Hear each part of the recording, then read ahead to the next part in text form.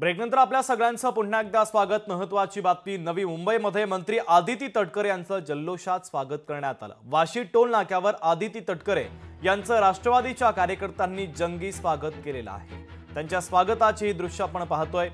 नवी मुंबईमध्ये आदिती तटकरे यांचं जंगी स्वागत करण्यात आलं। वाशी टोल नाक्यावर आदिती तटकरे यांचं राष्ट्रवादीच्या कार्यकर्त्यांनी जल्लोषात स्वागत केलेलं आहे।